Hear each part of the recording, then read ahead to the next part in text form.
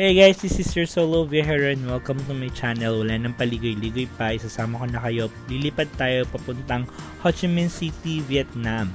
For today's video, we'll be traveling the Tri-City of Vietnam, Cambodia, and Thailand. So ito na nga mga kabiyahero, tingnan nyo na lang dyan sa taas kung ano yung mga kailangan yung ihandang papeles para makalampas kayo sa immigration officer. Para hindi kayo ma-offload, oo, kasi napakamahal ng ticket, tama. Basta ang mapapayo ko, huwag kabahan kung talaga nga namang meron kayong planong bumalik ng Pilipinas at mag-tutor lamang. Fast forward mga kabiyahero, dumating tayo ng Vietnam ng alas 11 ng gabi.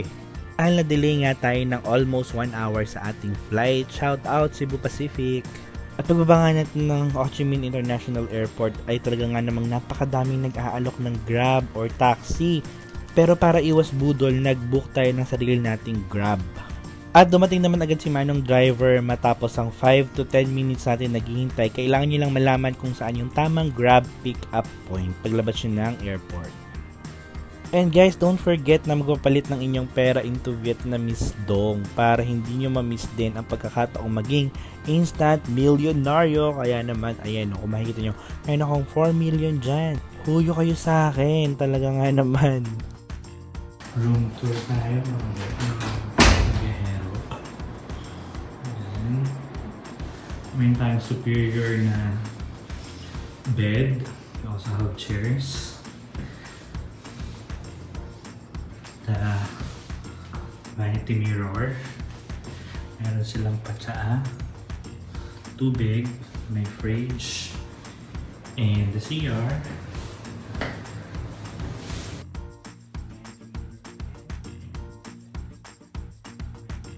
So day 1 mga kabiyahero, naghanap tayo agad ng banh mi na mabibili nyo sa mga sidewalk vendor for only 20,000 dong or mga around 30 pesos sa atin. Sobrang sikat ito dito sa Vietnam guys, sobrang dami niyang laman at napakamura lang. At dahil nga ating character ay biblong viajero, kaya naman meron tayong nakilalang kapwa natin Pilipino over breakfast na taga Quezon City at napag-alaman natin na siya ay magtutour sa Mekong Delta at sa Cu Chi Tunnels for 2 days. Kaya naman nakisabit na tayo sa kanyang traveling tours na binayaran natin for only 950,000 dong or nasa 1,500 something sa peso. Mas mura kumpara sa ino-offer ng Klook pero kadalasan dapat nakabook na yung mga trip natin bago tayo pumunta sa ating travel destination. So riding the bus for the tour. Ayan, that's yung travel natin. Dito tayo.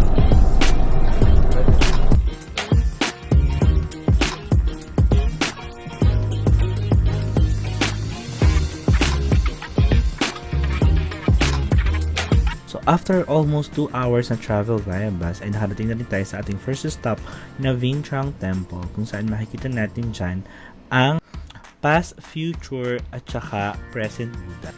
In Vietnam, temples like this are called pagoda. This Buddhist temple was completed in 1850. Standing in a 2 hectares land, this pagoda is famous in southern Vietnam. The dedication and faith of Vietnamese people are really admirable considering that these temples have been here over decades. And up until now, their faith in Buddhism remains unshaken.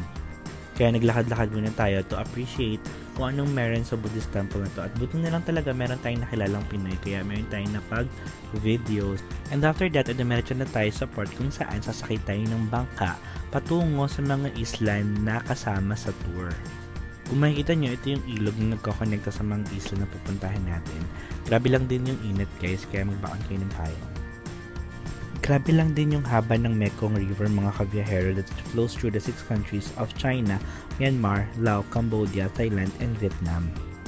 At ready na nga tayong sumakay ng bangka patungo sa unang isla na pupuntahan natin. So guys, ito na nga yung unang isla kung saan dinala tayo sa Bee Farm, ayan. Kung saan libre tayong pinatikim ng kanilang tsaa na gawa sa pulot pukyutan. Ayan. So masarap siya guys. Nakatatlong baso ako. Tapos alongside with the ginger candy. Masarap din siya sa lalamunan guys. Grabe. At bilang tapang-tapangan tayo, inasubukan nga tayo ng maitry natin itong ahas na ito. Talagang nakakatakot siya guys. Medyo slippery sa leeg. Pero na-survive naman natin. Tsaka it's super fun yung experience. After nung ahas experience natin, dinala tayo sa restaurant na ito para pakainin ng mga prutas habang pinapaandara ni na ate ng if you're happy and your nose, stamp your feet.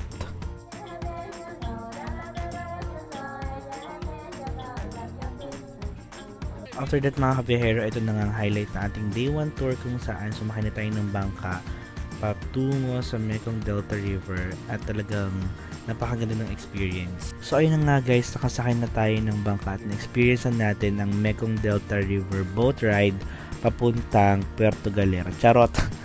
Naisip ko lang din guys, super dami natin ganitong eksena sa Pilipinas pero never silang naging tourist attraction. So with Vietnam, A+ para sa tourist attraction na ito, talagang dinadayo ng mga turista. After Mekong Delta River tour, a new friend and I decided to go with hop on, hop off sightseeing bus. So, nag-sightseeing bus tayo for 145,000.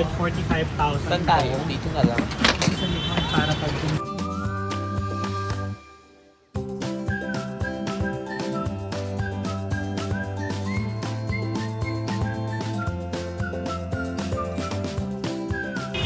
lang yan sa May bata naliligaw.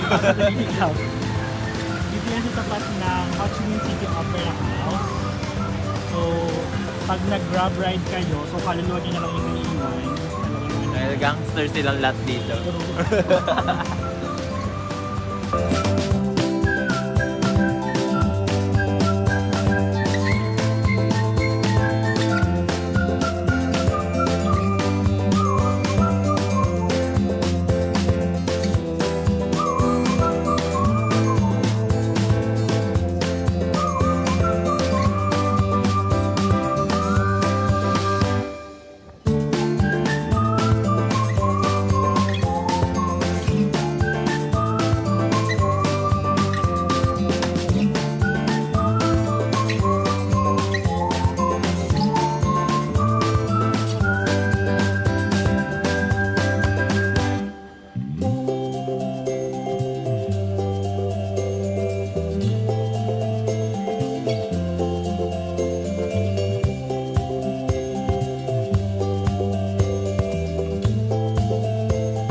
After hop on hop off bus ay nagpunta kami sa cafe apartment to try the egg coffee.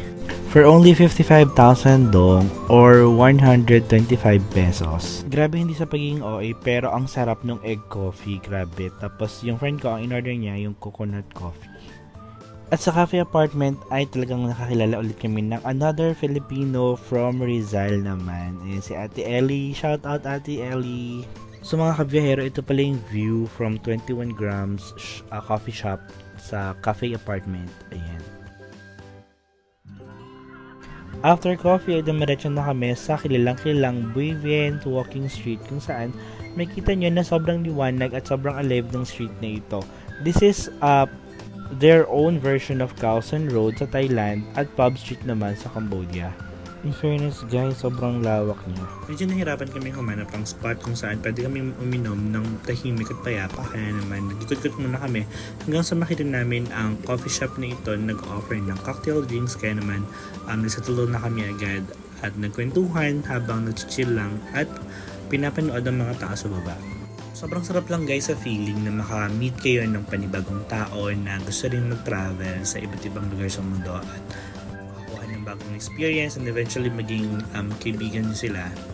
The sad part is, bilang solo traveler, hindi mo sila pwedeng makasama sa lahat ng pupuntahan mo. Kaya naman, thank you sa aking 2 Vietnam buddies na si Carl at si Ate Ellie. Medyo nakalimutan ko na kung ano yung cafe na ito, pero super nice ito. Dito namin nakita si Marvin Agustin. At yun na nagtatapos ang ating day 1 tour sa Ho Chi Minh City, Vietnam. Ho Chi Minh City, Day 2. So for this day, maaga tayong bumangon at nagbihis para tingnan ang pho. Kung pupunta ka sa Vietnam, you shouldn't miss eating this food. Grabe, parang special na siya for 75,000 dong. Siguro ang tip ko lang, kainin nyo lang yung in-order nyo kasi sinerve kasama nung pho yung churros sa part na to, pero pinabayaran sa amin for 4,000 each. So medyo sketchy yung part na to. Kasi akala ko kasama siya sa serving, hindi pala. After After breakfast ay dumiretso na nga tayo dito sa Central Post Office ng Saigon, one of the most iconic tourist destination in Ho Chi Minh City, Vietnam. This post office was constructed from 1886 to 1891 that depicts different elements such as Gothic, Renaissance, and French colonial design. Sa gitna ng post office ay makikita natin ng isang portrait ni Ho Chi Minh. Despite of being a tourist attraction, this post office remains to be a post office sending letters to different part of the world. So, tinry natin na magpadala ng letter. So, sinubukan natin magpadala ng letter sa sarili natin. Hindi natin sure kung talagang darating siya. So, after nga madikit yung stamp, ay i-drop na natin to sa ating mailing drop box kung saan sila nang bahala dyan. After that, ay pumunta na rin tayo sa pick-up point ng ating day 2 tour with Kim Travel. Very tip guys, huwag kayong basta-basta liliban sa mga kalsada ng Vietnam or ng Ho Chi Minh City dahil sobrang daming motor at kahit sa mga sidewalk talagang sumasampa sila. So mag-ingat, tumingin sa kanan at kaliwa dahil majority ng transportation nila dito ay motorcycle. So for this day, para sa tour na ito ay 2 oras na naman patungo sa ating pupuntahan na Cu Chi Tunnels. Para sa mga pupunta, huwag na masyadong magdala ng mga gamit dahil hindi rin naman pwedeng ipasok sa loob ng tourist attraction ang inyong mga malalaking bag. Dalhin lang yung mga importante kagaya ng cellphone, wallet at tubig. After almost 2 hours ng ating biyahe via bus ay nakarating din tayo sa unang stop natin kung saan ginagawa ang pinakamagagandang souvenirs ng Vietnam kagaya ng mga bowls, pamaypay. Ang pinaka-nakaagaw ng aking pansin ay ang mga frames na yari sa eggshells. Truly that Vietnamese people are creative, passionate, and hardworking to be making this kind of souvenirs. And based from what I heard from the tour guide ay ang manufacturing site na ito ay binubuo ng mga kababaihan.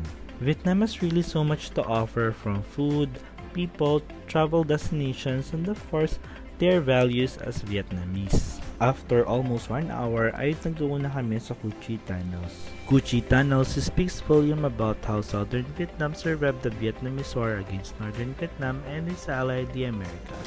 At sa point na ito, ay hindi natin pinalampas na ma-experience ang Cu Chi Tunnels kung paano sumuot sa ilalim ang mga Southern Vietnamese during Vietnamese War. Talagang medyo masigip guys at scary pag nasa ilalim.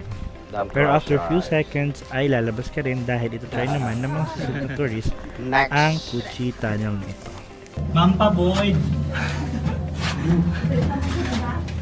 Sa lugar na ito ay mararamdaman mo kung gaano talaga kahirap ang pinagdaanan ng mga Southern Vietnamese hanggang sa matapos ang Vietnamese War. At mga kabihero, kung maririnig nyo ay medyo maingay kasi meron silang shooting range kung saan pwede nyo itry ang shooting range nila sa may bandang dulo ng Cu Chi Tunnels. Ayan. At dahil maagang natapos ang Cu Chi Tunnels tour dahil half day lamang ito, ay dumiretso din kami dito sa War Remnants Museum. At ang lugar na ito ay punong-puno ng mga kanyon, eroplano, mga kagamitang pangdigmaan. Inside the museum, you can find all of the pictures of the Vietnamese people who have been affected by the war. For only 300,000 dong ay hindi na rin namin pinalampas ang chance na mapuntahan ang Landmark 81. Mula sa 81st floor ay makikita mo ang kabuuan ng Ho Chi Minh City. Huwag mabahala guys, magtanong lamang sa security guard kung saan makakabili ng ticket papunta sa 81st floor.